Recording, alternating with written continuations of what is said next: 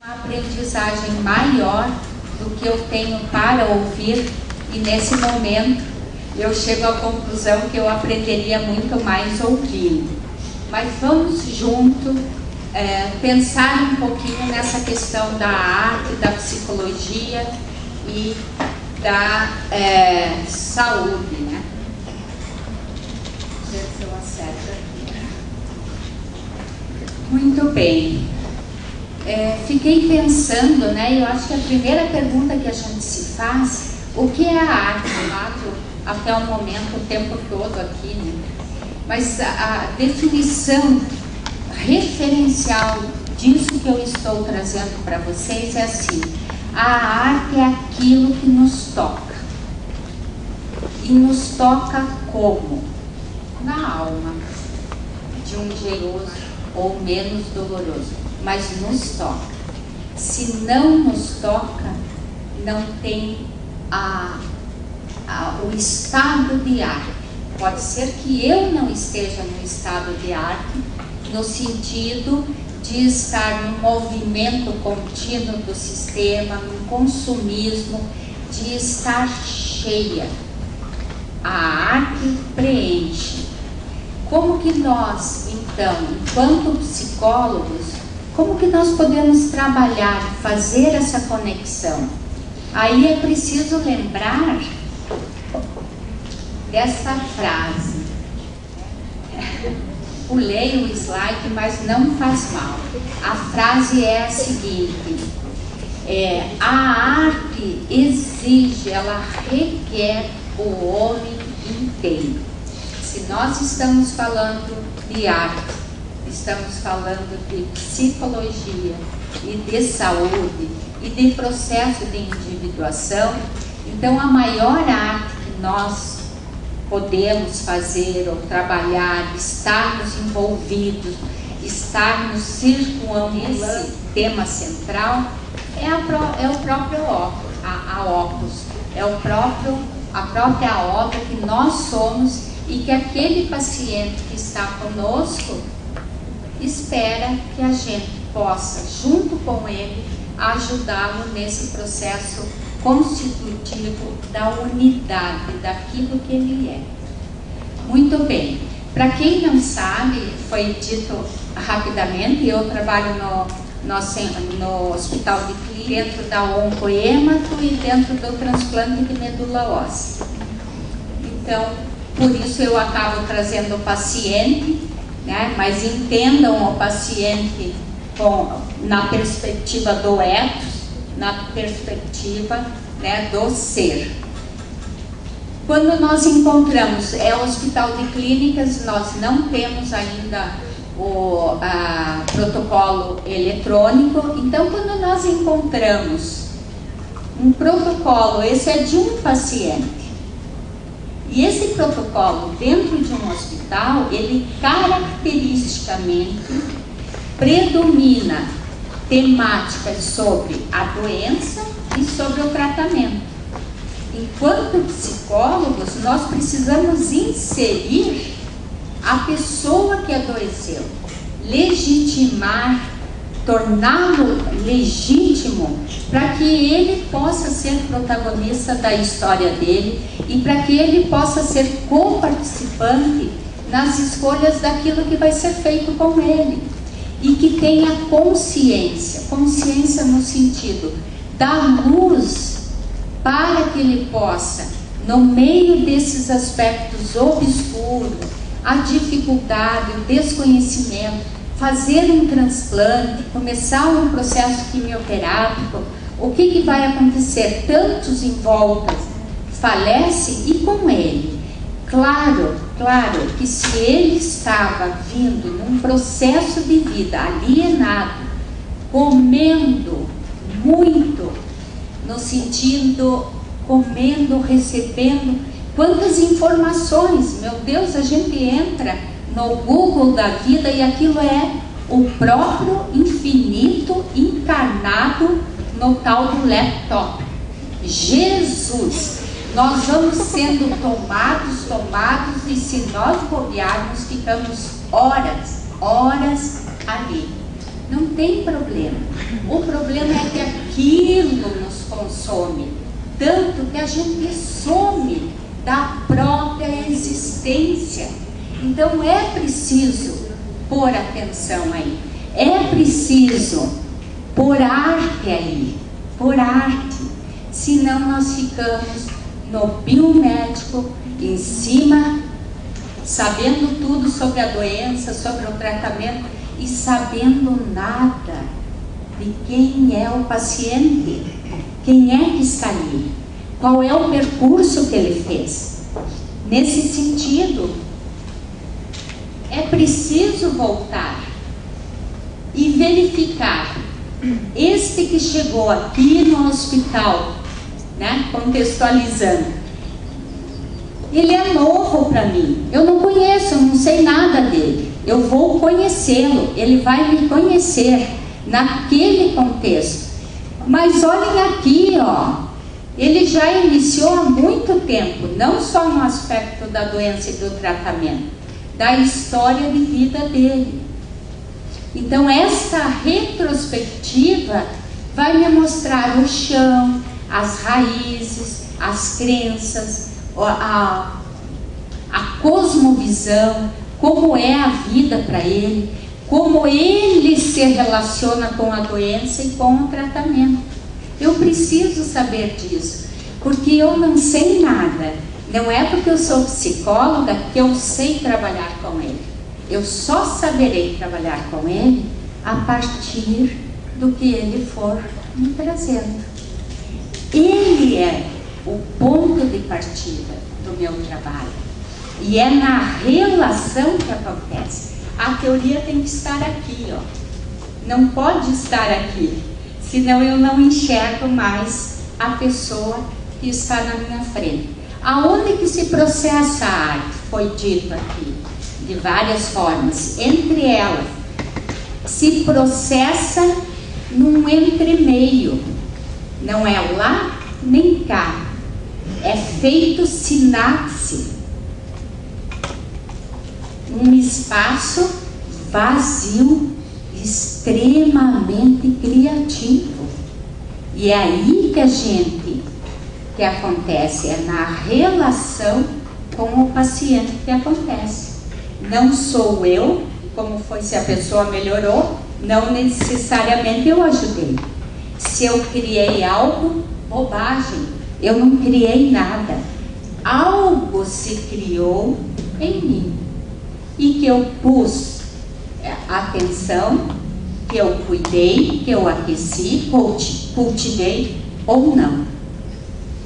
Muito bem. Então, né, acho que o trabalho busca o significado e o sentido. E se a gente lembrar o Jung, ele diz, a gente não deve buscar, a gente deve encontrar. Então é nesse trabalho, junto com o paciente, que nós vamos descobrindo como que é para ele. Senão nós cometemos um erro muito grande, como o Pequeno Príncipe, né, e vamos deduzindo, projetando algo, que quando ele pergunta para as pessoas se ele sentia um medo, como o primeiro desenho dele, né? As pessoas falaram, não, para que eu vou ter medo de um chapéu? Ele fica frustradíssimo, porque não era um chapéu, era uma jiboia que tinha engolido um elefante. Então, quantas jiboias que a gente engole em nome de um chapéu, em nome de um olhar linear, em nome de uma falta de tempo. Mas não é só o tempo cronológico, é o que a Verena Castro fala. A alma precisa de tempo. Tem lá a galinha e tem o ovo. Você põe ali o ovo e você diz, choca a galinha. Plim, chocou? Não. Requer tempo, requer aquecimento, O que é aquecimento? É o efeito que aquela imagem, que aquela situação, que aquele estado provoca na minha alma. E como eu vou reagir a isso? Aqui é todo o processo. Então, digamos, inicialmente, o paciente chega no hospital, ele chega fragmentado, ele chega com medo, inseguro, instável, lábil emocionalmente, perdendo ou já perdeu a sua referência. Vamos pensar todos nós aqui, né? Não sei nada de ninguém, vocês não sabem de mim, mas supostamente todos saudáveis, um pouco menos, todos saudáveis. De repente, da noite para o dia, vocês recebem um diagnóstico muito ruim e com uma probabilidade de uma morte iminente ou de um processo muito invasivo. Primeira perda daquele que adoece. Qual é a perda? Qual é a grande ferida narcísica que acontece? É eu me descobrir que eu não sou saudável para sempre. Porque enquanto saudável, se você nunca teve doença, você se imagina saudável para sempre.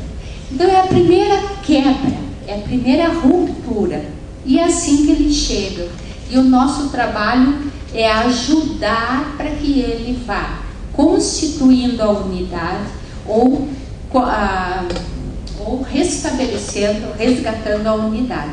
Então, nesse processo confusional, ele precisa achar sentido para isso que ele está vivendo, encontrar, ter um entendimento, mas não é um entendimento apenas intelectual. Ele precisa ter uma compreensão.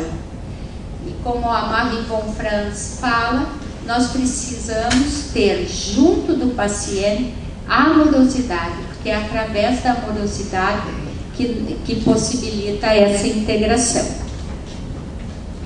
Muito bem, como foi dito hoje de manhã e agora com o professor Carlos, existem ritmos. Tudo, a vida, se você pensar o tempo, né, tem o tempo de semear, de colher, de morrer, enfim, de maturar, tudo tem um certo ritmo. Vamos pensar na condição climática atual. Ela está caótica.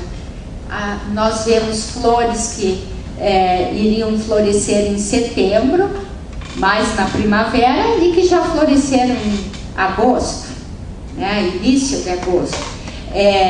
A própria uva precisa do frio, da seca, para suas raízes aprofundarem e ter daí uma uva mais saborosa.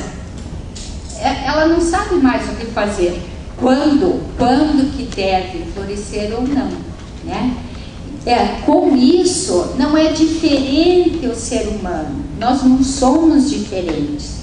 Quando estamos muito acelerados, quando estamos correndo, quando estamos com o Cronos, né, aqui, quando estamos tomados pelo sistema, percebemos como que está o nosso ritmo interno e a gente vai levando. Quando se adoece, muitos pacientes trazem isso. Uma paciente dizia: agora eu descobri que o banho é molhado. Como assim o banho é molhado? Porque ela entrava no chuveiro, narrativa dela, ela entrava no chuveiro, uma pessoa com dificuldades financeiras e etc., mãe solteira e toda uma série de compromissos. Então, quando ela entrava de manhã cedo, antes de ir para o trabalho, levar filho para a creche e etc., ela, embaixo do chuveiro, preparava, num pensamento dirigido, preparava a agenda do dia. Tem que fazer isso, aquele outro. E assim ia. Ela nunca se deu conta que o banho era seco. Depois da químio, da rádio, de todo o processo de trabalho, num determinado dia ela comenta isso: eu entrava seca no chuveiro e saía seca. agora ela sabe que o banho é molhado. Parece tão insignificante, né? Mas imagine o significado disso para ela. Porque não é se é molhado ou seco, é porque ela se deu conta da secura de alma que ela estava, né? Então o adoecimento, muitas vezes, ele vem delatar uma condição que não é passível de continuar daquela forma. Ou, com o acontecimento, a pessoa para, faz uma pausa e a obra pode se acontecer ali, se processar. Então a doença é um descompasso interno. Todos nós aqui sabemos quando nós estamos harmonizados, compassados internamente e quando não estamos, né? De vez em quando não faz mal. O que não pode ser é que se torne tão crônico que eu nem percebo mais, porque eu nem sei mais do meu ritmo interno. Muito bem. Antes foi anunciado. Então, no nosso serviço foram escritos livros. Esse primeiro livro é Oncohematotransplante, que é o título geral, o caminhar interdisciplinar. Por que o caminhar e não o caminho? Porque o caminho já está feito e muitos outros farão. Mas o caminhar é de cada um. É de cada um. Então, quando o paciente chega, que ele é abordado pela psicologia, a psicologia, claro, se eu sou psicóloga, eu sou suspeita e eu vou dizer, ela é muito importante, mas ela não é a única. E nós trabalhamos num hospital onde o paciente, ele é acometido nas suas múltiplas dimensões. A parte física, econômica, familiar, pessoal, alma, ego, espírito, tudo que vocês imaginarem é tocado, é mexido. Algo se processa aí. E aquilo que ele sabia dele, ele no primeiro momento deixa de saber.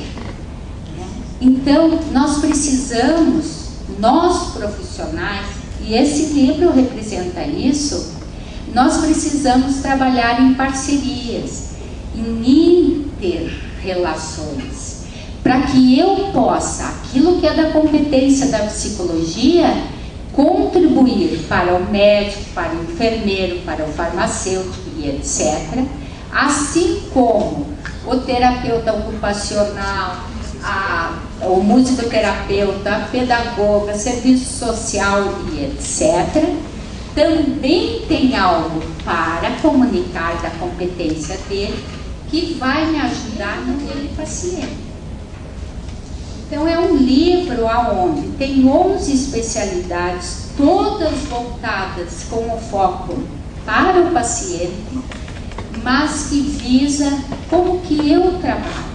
Então a fundamentação teórica, que é fundamental, como o Gambini diz, um psicólogo, um analista precisa de duas coisas, dois eixos principais. Quais? Teoria e atitude. Os dois, não pode faltar nenhum nem outro. Muito bem, então tem a base teórica, tem a prática e estudos de caso, enfim, como que nós caminhamos, como que o paciente caminha em cada situação, em cada perspectiva e competência, de acordo com os profissionais. Muito bem. Porque é muito diferente, né? Se a gente pensar o mapa, tinha os cartorários lá, antigamente. Só fazer um parênteses. Eu tenho um netinho maravilhoso de 5 anos. E esses dias ele me olhando quietinho. Daí ele sai com essa preciosidade. sai com essa preciosidade. Nona, você é tão velha como os carros. Eu fiquei encantada com o processo de pensamento dele e fiquei deprimida. O tal do contraste da consciência não nos ajuda muito, gente. Mas enfim, por que eu estou falando isso? Porque os carturários antigamente, eles estavam interessados em fazer os mapas, só que não tinha nada pronto. Porque agora o caminho está feito, alguns caminhos estão feitos, outros não. Mas eles iam fazendo conforme as evidências e conforme o imaginário também. Enquanto eles estavam ligados, né, no cosmos, na astronomia, o Jung naquele momento estava ligado no mapa do mundo interno. Okay? E é com esses mapas, entre aspas, que nós trabalhamos. Só que ter o mapa não é o mesmo que percorrer. Muito bem. Sim, então...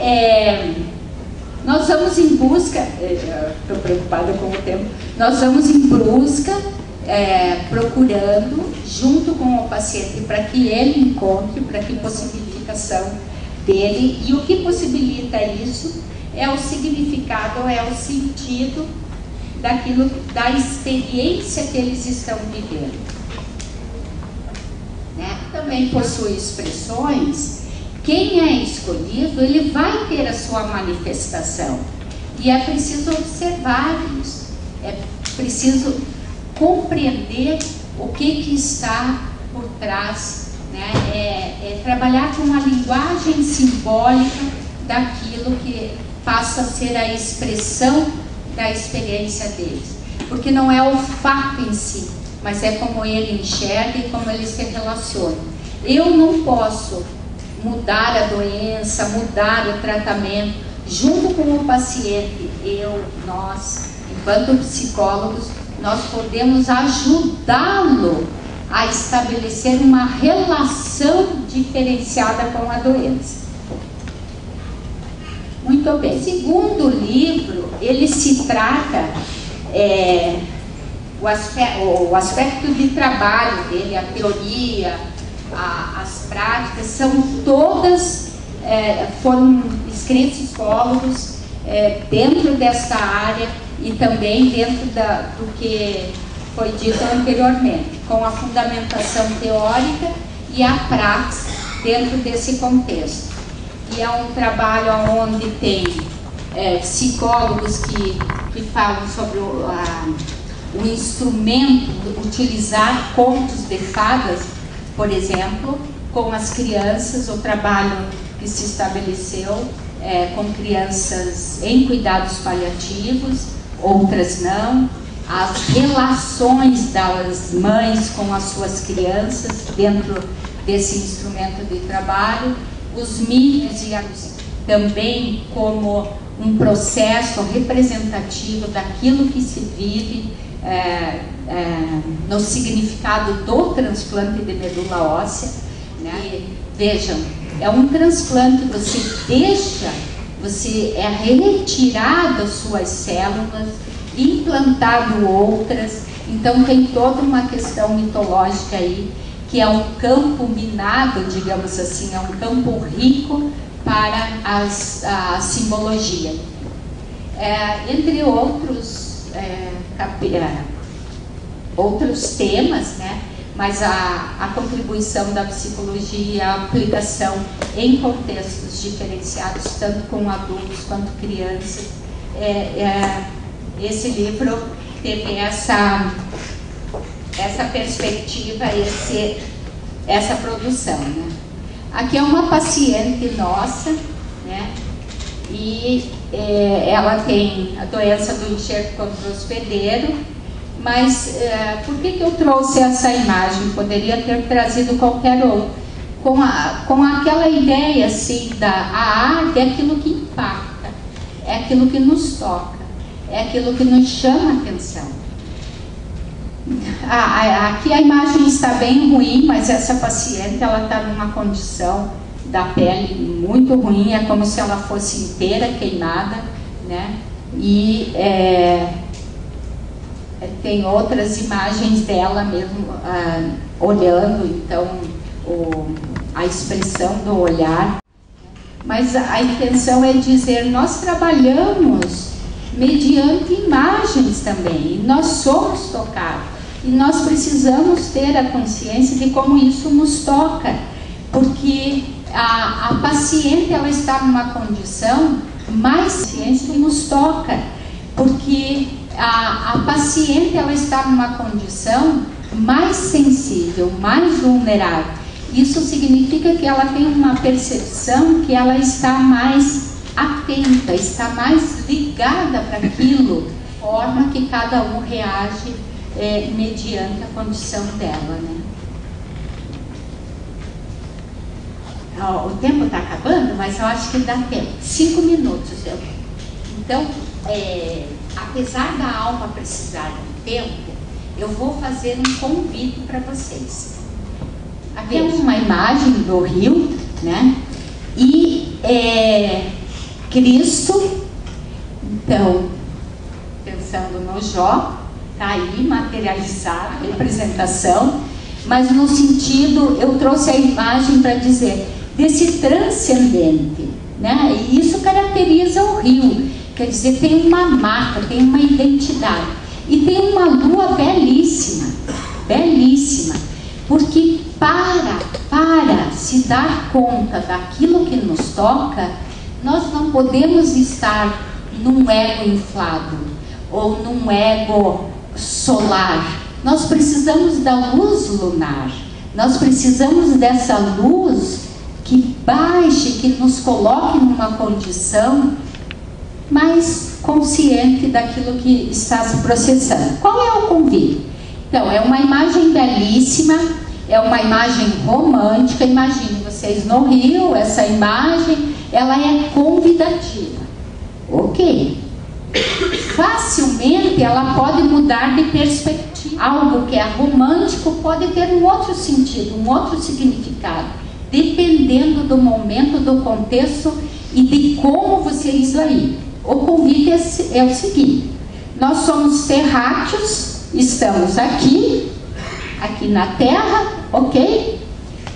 A Lua está lá e eu chego para vocês fazendo uma analogia com diagnóstico, doença, tratamento, até mesmo, farei análise, vou iniciar um processo de análise. Eu estou entrando em algo que eu quero, mas que tem uma repercussão que eu não sei o que vai dar, né? Muito bem, o convite é, se hoje alguém chegasse para vocês e dissesse, embarquem na espaçonave, vocês irão ser enviados para a Lua. Não é nem para a cadeia, nem para o hospital, é para a Lua. Por que esse convite? Porque ele é inusitado, porque ele nos causa um estranhamento, porque é um absurdo, porque não combina. Nós estamos falando de arte, nós estamos falando de saúde, que convite é esse? Mas a vida faz isso, ela vem e te puxa o tapete, ela vem e te prende, ou ela vem e te embarca numa espaçonave estranha. Como se não bastasse isso, pensem, tragam isso para analogias. Muitas vezes é isso que pode acontecer. Como se não bastasse, a Lua está lá, a Terra está aqui. E se eu ficar em trânsito? E se eu nunca chegar na Lua? Vamos pensar nos nossos pacientes que fazem transplante. E se o transplante não der certo? A medula que ele tinha, ele não tem mais, porque tem que ser eliminada para poder fazer. A que ele tinha não tem mais, era ruim, né? Mas estava indo, agora não tem mais. E a nova não pegou. E agora, José? O que vai acontecer? Então, nesses impasses, Você não tem tempo de fazer de conta. Você tem que se haver com a tua existência, com a tua história, com o que faz sentido para você, com o que tem valor. Aí está a grande arte, aí está a grande obra, mas ela é feita sangrando, ela é dolorosa, né? Ela é muito dolorosa. Muito bem, você pode ficar em trânsito, isso é estranho. E o que nós queremos? O estranho nos incomoda. Nós queremos aquilo que nos familiariza. E o nosso mundo interno é uma região de repouso, gente. Mas precisa estar harmonizado, precisa estar saudável. E eu preciso conhecer um pouquinho, porque senão eu nem sei voltar para casa, né? Então, esse é o nosso trabalho que requer o homem por inteiro, né? E nós sofremos com eles por vezes. Claro que tem toda a diferenciação, mas é um trabalho que ele é profundo, ele é sagrado. Então nós temos que cuidar com o luminoso, porque o luminoso é como um buraco negro, ele vai nos absorvendo, que se a gente não despertar, nós podemos nos tornar amargos no nosso trabalho, ou achar que o nosso trabalho é muito pesado. Ele é, mas ele é recompensador no sentido de que cada semente que nós cultivamos pode surgir uma flor, algo mais. É que eu nem veja essa flor florescer, mas se a pessoa vivenciar esse florescimento, a tarefa foi feita. Tem o terceiro livro, deu o meu tempo, né? Tem o terceiro livro, que é sobre cuidados paliativos. Por que eu pus a praxe, né? É o caminhar com os cuidados paliativos. Por que eu pus nesse momento, né? Porque às vezes é isso, eu entrei na espaçonave e eu não cheguei, ou eu cheguei numa condição tal que eu vou para outra dimensão, para outro mundo, não sei. Vai haver uma separação. E nós vivenciamos isso dentro da Oncoêmato. E nós temos que acompanhar em cuidados paliativos, os familiares que o acompanham, a sua morte e o pós-morte. Esse livro é sobre isso. Particularmente, eu gosto muito dele. Por que eu gosto? Não tem importância isso. E eu estou falando, mas não tem maiores importâncias. Mas eu gosto porque o tema é pesado, mas foi escrito de uma forma que tem uma leveza, sem ser piegas, e falando do que é. Mas por quê? Porque a gente tem um olhar para o familiar, um olhar para o paciente que morre e como pós-morte. A última coisa que eu vou falar é assim: há muitos anos atrás, um senhorzinho, ele entrou no TMO, mas ele já faleceu, assim, 2, 3 dias ele faleceu. E ele era de zona rural, com uma família enorme, a família toda perdida, a esposa dele, estavam perdidos, estavam caóticos. Normalmente a gente não vai até o necrotério para que eles possam estar lá com o corpo, até o corpo ser liberado. Mas eles estavam tão perdidos, e o serviço social, assistente social não estava ali, que seria quem faria esse caminho, né, saindo do TMO. Como ela não estava, eu resolvi ir junto. Tá, muito bem, cheguei lá, eu vou contar rapidinho, tá? Cheguei lá, fiquei fazendo o que eu imaginava que eu tinha que fazer, acompanhando e tal. E quando já estava tudo certo e tudo liberado, eu, muito curiosa, pedi para a pessoa do necrotério e disse, comecei a conversar. E curiosa, eu pedi se eu podia conhecer a parte interna, a parte que familiares não vão, se eu poderia ir lá. Ele disse que sim e começou a me mostrar tudo, aqui é isso, aquilo, e esse aqui é um fígado cheio de fungos, me mostrando as peças, ok. Acho que pela minha empolgação e curiosidade, ele foi me mostrando mais e mais e mais. Eu estava achando ótimo, ótimo. Isso está narrado no livro, assim, não. Aí, de repente, ele diz, esse aqui é um pacientinho de vocês, aquele que desceu ontem. Só que o pacientinho, aquele que desceu ontem, diferente da minha relação com aquele senhorzinho que morreu, aquele pacientinho, eu estava cuidando dele fazia quase um ano, cuidando da minha parte, né, acompanhando, fazia quase um ano. Quando ele disse isso, Jesus, a minha empolgação, o meu interesse pelo conhecimento, pela anatomia, como que era e o que é isso, eu estava achando o máximo, de verdade. Imediatamente, eu poderia dizer, ali se processou um momento criativo, artístico, doloroso. Imediatamente, aquilo que era interessante, veio uma indagação interna dentro de mim, assim, como aquele pacientinho de ontem, porque ele falou, olha aqui, ó, esse fígado aqui tá minado de fungos, né? E fez uma brincadeira, tipo, é uma horta de fungos. Eu fiquei horrorizada, como que ele podia falar desta forma do fulaninho de tal?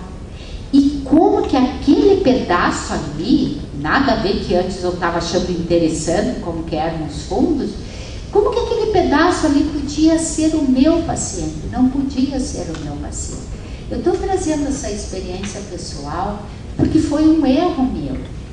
Entendem isso? Eu estava tão na teoria, tão na tecnologia, tão encantada, que eu estava perdendo aquilo que eu acho o mais importante e o mais bonito do nosso trabalho, que é um trabalho sagrado, sagrado. Isso faz muitos anos, quase uns 20 anos. A partir daquele momento, eu introduzi lá no nosso serviço o que a gente chama de ritual de despedida. Então, o paciente morre e não é só um corpo que vai. Não. Nós fazemos um ritual com toda a equipe. O ritual é personalizado, se a família é religiosa, é por aí, se a família não se ela quer musicoterapeuta, é feito conforme os valores da família, porque aquele corpo ali tem nome, ele tem identidade e ele merece respeito. Então eu fecho a minha fala nesse sentido. Se nós lembrarmos do valor maior, do sentido maior do nosso trabalho, que é o sagrado, eu acho que nós temos uma chance de fazer um trabalho bacana. Obrigada. Obrigada. Vou deixar aqui também com você. Tem outras imagens dela mesmo olhando, então a expressão do olhar. Mas a intenção é dizer, nós trabalhamos mediante imagens também, e nós somos tocados. E nós precisamos ter a consciência de como isso nos toca, porque a paciente ela está numa condição mais sensível, mais vulnerável. Isso significa que ela tem uma percepção que ela está mais atenta, está mais ligada para aquilo